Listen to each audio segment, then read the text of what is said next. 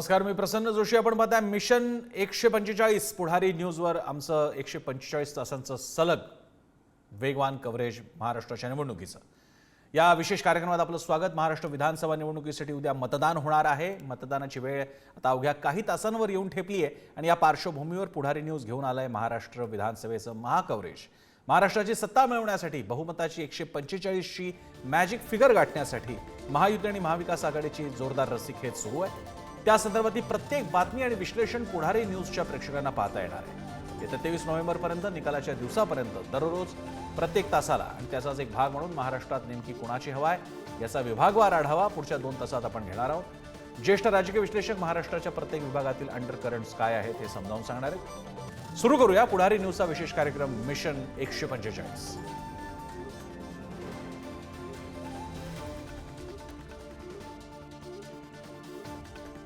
आपण पहिला पाहूया कशा प्रकारे मतदान होणार आहे त्याचं नियोजन.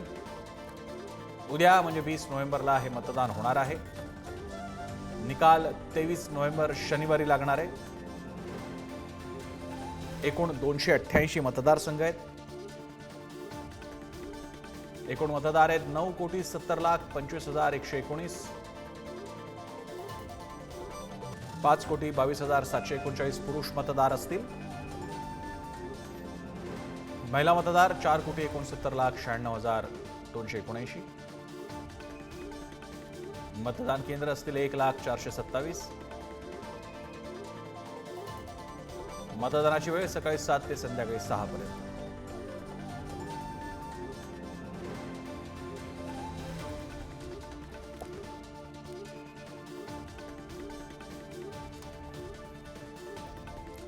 आणि याबद्दल बोलण्यासाठी आपण विभागवार जाणार आहोत. विदर्भाबाबतीत बोलण्यासाठी आपल्यासोबत आहेत दैनिक पुढारीचे राजकीय संपादक प्रमोद चुंचुवार.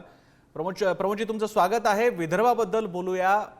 काही प्रमाणात सोयाबीन, मोठ्या प्रमाणात कापूस, त्याचप्रमाणे जोडीला ओबीसी बहुल आणि सगळ्यात महत्त्वाचं म्हणजे संघाचं मुख्यालय देवेंद्र फडणवीस गडकरी नागपूरचे. या विदर्भाचा काय तुमचा सगळा अंदाज सांगतो, विश्लेषण सांगतो? नाही, विदर्भामध्ये बऱ्यापैकी काँग्रेस कमबॅक करताना दिसत आहे. कारण आपल्याला जर आठवत असेल तर 2014 पासून एकेकाळी जो काँग्रेसचा बालेकिल्ला होता तो भाजपने ताब्यात घेतला होता. त्याचे 2-3 कारणं होते. एक तर बहुजन समाज जो आहे, जो एकेकाळी काँग्रेसचा वोटर होता, तो भाजपकडे सरकला होता. स्वतंत्र विदर्भामुळे सुद्धा एक भाजप सत्तेत आलं तर स्वतंत्र विदर्भ राज्य मिळेल ही भावना सुद्धा लोकांच्या मनात होती. या सगळ्या कारणाने 2014 मध्ये त्यांना 44 जागा भाजपला मिळालेल्या होत्या. पण 2019 मध्ये 15 जागा कमी झाल्या आणि ते 29 वर पोहोचलेले आहेत. आणि तेव्हा काँग्रेस 15 वर पोहोचली होती. आता काँग्रेसची ताकद आणखी वाढताना दिसत आहे. पण त्याच वेळेला जर आपण लोकसभेच्या तुलनेत बघायला गेलं तर भाजपची पण स्थिती लोकसभेपेक्षा बरी असणार आहे. गेल्या वेळेसपेक्षा ती चांगली नसेल, पण लोकसभेमध्ये फक्त 3 जागा महायुतीला जिंकता आल्या होत्या. यावेळेस मात्र जास्त जागा, त्या तुलनेने जास्त जागा यावेळेस भाजप मिळवेल असं दिसतंय. खास करून आपण जर नागपूरचं थोडंसं बघूया. नागपूरमध्ये 6 विधानसभा आहे आणि नागपूर जिल्ह्यामध्ये एकूण 12 विधानसभा आहे. यातल्या शहरामधल्या बऱ्यापैकी चांगली लढत होताना दिसतंय. आणि मागच्या वेळेस 4-2 असं भाजपने जागा जिंकल्या होत्या, 4 जागा जिंकल्या होत्या. यावेळेस सुद्धा 3-3 किंवा भाजप 4-2 अशा स्वरूपात आहे. कारण एकीकडे महाविकास आघाडीला विदर्भामध्ये अतिशय चांगली स्थिती होती आणि 40 ते 45 जागा महाविकास आघाडी जिंकेल असं चित्र लोकसभेच्या नंतर निर्माण झालं होतं. मात्र अखेरच्या टप्प्यामध्ये जागा वाटपामध्ये ज्या प्रकारचं जागा वाटप झालं, आपण उदाहरण देऊया. नागपूर पूर्व हे तिथे राष्ट्रवादी काँग्रेस शरद पवार गटाचं फक्त एकमेव नगरसेवक होते, बाकी कुणीही नाही. तरी सुद्धा ती जागा राष्ट्रवादी काँग्रेस शरद पवार गटाला गेली आणि त्यांचे जे एकमेव नगरसेवक होते दुनेश्वर पेटे, त्यांना आमदारकीचं तिकीट देण्यात आलं. तिथे सगळी जागा काँग्रेसची आहे, ताकद काँग्रेसची होती. ती जागा इकडे गेल्यामुळे पुन्हा एकदा ती जागा भाजपसाठी फेवरेबल झाल्याची दिसत आहे. नाहीतर कदाचित आणि त्याच वेळेला आपल्याला बाकीच्याही मतदारसंघामध्ये आता जर आपण नागपूरमध्ये बघितलं गेलं तर तिथे मात्र प्रवीण दटके आणि बंटी शेळके, आपल्याला माहिती आहे प्रियंका गांधी यांनी त्या मतदारसंघात रोड शो सुद्धा केला होता. ही लढत दुरंगी होती, पण पाहता पाहता ती आता तिरंगी झालेली आहे. या नागपूर मध्य मतदारसंघामध्ये नागपुरातला हलबा समाज हा मोठ्या प्रमाणावर राहतो आणि त्या समाजाला कुठेही प्रतिनिधित्व कोणत्याही पक्षाने दिलं नाही. विकास कुंभारे हे भाजपचे हलबा समाजाचे आमदार होते, त्यांचं तिकीट नाकारण्यात आलं. त्यामुळे हलबा समाज अतिशय नाराज आहे. त्यामुळे त्यांनी रमेश पुणेकर यांच्यासारखा आपला एक प्रतिनिधी रिंगणात उतरवलेला आहे आणि त्याच्यासाठी वर्गणी काढून त्याची निवडणूक जनता लढते, त्यामुळे ही तिरंगी लढत निर्माण झालेली आहे. तर अशा अनेक ठिकाणी सांगायचं म्हणजे अनपेक्षितपणे पक्षाचे बंडखोर, अपक्ष उमेदवार इतक्या स्थानिक पातळीवर निवडणूक नेण्यात भाजप यशस्वी झालेली आहे. जशी मोदी विरोधी लाट होती लोकसभा निवडणुकीच्या वेळेला, ती लाट आता महाविकास आघाडी इथे कायम ठेवू शकली नाही किंवा महायुती विरुद्ध पण लाट त्या प्रमाणात ती निर्माण करू शकली नाही. त्यामुळे ही स्थानिक पातळीवर आणि स्थानिक मुद्द्यावर प्राधान्याने ही निवडणूक लढल्या जात आहे. मात्र गेल्या 2 दिवसात झालेल्या काही घटनांमुळे अनिल देशमुख यांच्या गाडीवर हल्ला झालाय. ती एक घटना विदर्भामध्ये अतिशय गंभीर्याने पाहिला जाते आणि सरकारच्या विरुद्ध नाराजी पसरलेली आहे. खास करून अनिल देशमुख ज्या कुणबी समाजाचे आहे त्याच्यात तीव्र संताप पसरलेला दिसतोय. आणि आज सकाळी विनोद तावडे यांना पैसे देताना जे रंग्यात पकडण्यात आलंय, त्यावरून जो भाजपचा एक दावा होता की पार्टी विथ डिफरन्स किंवा नैतिकतेचा जो दावा होता तो कुठेतरी बुडबुडा फुटलेला आहे. आणि एकूण भाजप ही सुद्धा इतर पक्षांसारखी पैसे वाटते हे आता कॅमेरासमोर लोकांना दिसलंय. याचा फटका मात्र भाजपला आणि एकूण महायुतीला बसेल असं वाटतं. अमरावतीकडे एक जाऊया. मागच्या वेळी सुद्धा अमरावती चर्चेत होती, ती नवनीत राणांमुळे, नंतर त्यांच्या पराभवामुळे चर्चेत होती. यावेळी परत नवनीत राणा चर्चेत आहे, पण यावेळी त्यांच्या सभेत धांगडधिंगा झाला, खुर्च्या फेकल्या गेल्या. हा काय प्रकार होता? अमरावतीतलं काय समीकरण सांगाल? अमरावतीमध्ये आपल्याला कल्पना आहे, रवी राणा आणि त्यांची पत्नी नवनीत राणा यांचं राजकारण एका वेगळ्या पातळीवर चालतं आणि बाकी सर्व पक्ष त्यांच्या विरुद्ध असतात असं आपण पाहायला मिळालेलं आहे. आणि एक कारण काही असोत, पण एक कटुता राणा दाम्पत्याबद्दल सर्वच पक्षाच्या नेत्यामध्ये दिसते. आपल्याला कल्पना आहे, जेव्हा स्वतः नवनीत राणा उभ्या होत्या तेव्हा महायुतीत असलेल्या राष्ट्रवादी काँग्रेसच्या संजय खोडकेंनी सुद्धा त्यांना पाठिंबा द्यायला नकार दिला होता. त्यांनी विरोधात काम केलं. आज रवी राणा उभे आहेत महायुतीचे उमेदवार म्हणून, पण त्यांच्या विरुद्ध महायुतीचे लोक लढतायत आणि त्यांच्या विरोधात लढणाऱ्या लोकांना मदत करतायत. तर ही एक राणा दाम्पत्यांनी आपली सगळी एक वैयक्तिक त्यांची जी राजकीय महत्वाकांक्षा आहे त्याच्याने अनेकांशी शत्रुत्व घेतलेलं आहे. पण तरी सुद्धा रवी राणा पडतील असं आपण म्हणू शकत नाही, कारण त्यांनी गेल्या 5 वर्षात त्यांचा जो काही जनसंपर्क असतो आणि ते या निवडणुकीला कुणबी पाटील विरुद्ध बहुजन समाज अशा स्वरूपाचा रंग शेवटच्या टप्प्यात देत असतात आणि ते आपली निवडणूक काढत असतात. त्यामुळे यावेळेस सुद्धा हा त्यांचा प्रयत्न चालू आहे. आता त्याला कितपत यश मिळेल माहित नाही, पण जर आपण अमरावती जिल्ह्यात सुनील देशमुख आहे, जे आता अमरावती विधानसभा लढतायत, यापूर्वी ते भाजपमध्ये गेले होते, आता परत आले आणि सुलभा खोडकेंच्या विरुद्ध लढतायत. ते सुनील देशमुखांची स्थिती मजबूत दिसते. तिवसामधून यशोमती ठाकूरांची स्थिती मजबूत दिसते. मोर्शीमध्ये महायुतीमध्येच आपल्याला तिरंगी लढत पाहायला दिसते. एक देवेंद्र भुयार अजित पवार गटाचे आहे, तर भाजपचे उदय यावलकर आहे. तर त्याच वेळेला राष्ट्रवादीने गिरीश कराळे यांना तिकीट दिलेलं आहे. तर ह्या तिरंगी लढतीचा फायदा कदाचित राष्ट्रवादी शरद पवार गटाला होईल. तर एकूण ज्या बंडखोर आणि अपक्ष उमेदवार हे यांचं मतविभाजनामुळे निकालांचं प्रेडिक्शन करणं फार कठीण झालेलं आहे. मी आपल्यासोबत पुढारी न्यूजचे वरिष्ठ कार्यकारी संपादक तुळशीदास भोयटे सुद्धा आहेत. भोयटे सर, ज्याचा विदर्भ त्याची सत्ता असं चित्र अनेकदा बघायला मिळालं. काँग्रेसचा हा बालेकिल्ला भाजपकडे आला आणि दोन्ही निवडणुकांमध्ये भरभरून साथ दिली, लोकसभेला विधानसभेला. यंदाचं चित्र कसं बघताय? खास करून लोकसभेला काँग्रेस पुन्हा एकदा उभारतही दिसून येत असताना. प्रसन्न, बरोबर आहे तुमचं म्हणणं. मुंबईप्रमाणेच विदर्भ सुद्धा आपल्या राज्यातला तो भाग आहे जिथं सत्तेची चावी आहे म्हटलं तर तिकडे जशी हवा वाहते तीच हवा मंत्रालयात सुद्धा वाहते. 6वा मजला 30 ठरवते असं सुद्धा बोललं जातं विदर्भातला. आता तुम्ही योग्यच बोललात ना, कारण लोकसभेला वेगळाच जो कौल मिळाला, जी अपेक्षा नव्हती. महायुतीला नेहमीच असं वाटलं, त्यातही भाजपाला, की विदर्भ म्हणजे 2014 नंतर खरं तर थोडंसं त्याच्या आधीपासूनच त्यांचा तसा दावा होत आलेला की विदर्भ हा आमचाच बालेकिल्ला आहे. काँग्रेसचा खरं तर तो आधीपासून बालेकिल्ला होता. 14 नंतर काँग्रेसनं तो गमावायला सुरुवात केली.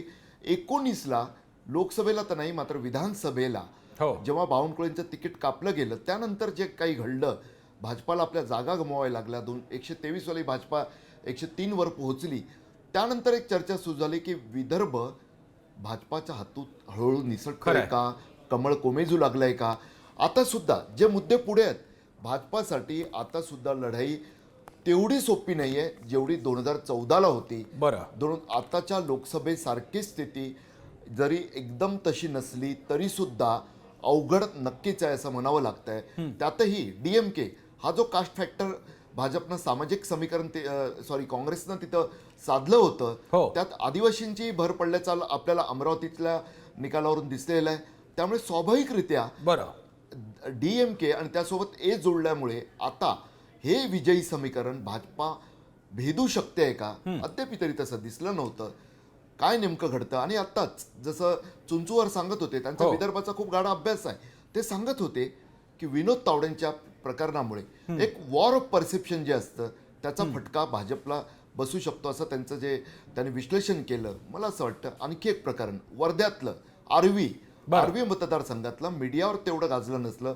पुढारी न्यूजने दाखवलं की तिकडचे खासदार अमर काळे त्यांच्या पत्नी आर्वीमधून उभे आहेत.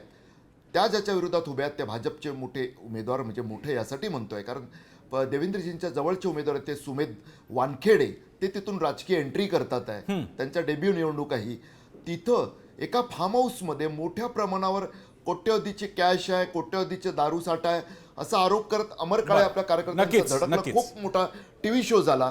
या सर्वाचाही कुठे ना कुठे परिणाम हा होत असतो. आणि अनिल देशमुखांना सुद्धा किती नाट्यमय नाटक म्हटलं तरी सुद्धा त्याचा फटका बसू शकतो. मी प्रमोद सरांकडे पुन्हा एकदा जाईन. प्रमोदजी, दोन मुद्दे ज्याला स्पर्श करावाच लागेल. एक म्हणजे कापूस आणि सोयाबीन जोरदार गाजतोय आहे. सोयाबीन तुलनेनं कमी आहे, पण तरी सुद्धा काही मतदारसंघात त्याचा प्रभाव आहे. कापसाचा सुद्धा मुद्दा आहे. आणि दुसरी गोष्ट म्हणजे ओबीसी मराठा संघर्षाचा फटका जसा भाजपला आधी बसला होता, आता या दोन्ही मुद्द्यांच्या बाबतीत, एक आर्थिक आणि एक सामाजिक, या दोन मुद्द्यांच्या बाबतीत विदर्भाची काय हवा आहे?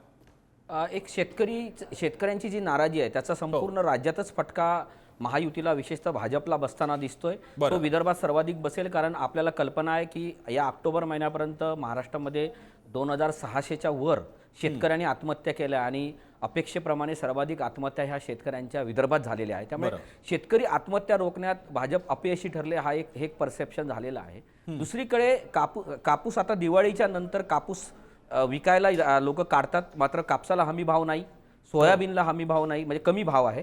आणि चंद्रपूर, गडचिरोली आणि हा गोंदिया आणि भंडारा हे 4 जिल्हे जे आहेत, ज्याला झाडीपट्टी असं म्हटलं जातं, हे धान उत्पादक जिल्हे आहे. या धान उत्पादक जिल्ह्यात धानाला पण भाव नाही. त्याच्यामुळे धान उत्पादक शेतकरी सुद्धा रस्त्यावर आहे आणि त्यांच्या नाराजीचा फटका लोकसभेत बसलाच होता, तो या विधानसभेत पण बसताना दिसतंय. कारण हिंदू, मुस्लिम आणि बाकी सगळे भावनिक राजकारण, वोट जिहाद एकीकडे आणि शेतकऱ्यांचे प्रश्न दुसरीकडे, अशी परिस्थिती आहे. तर हा गंभीर विषय आहे.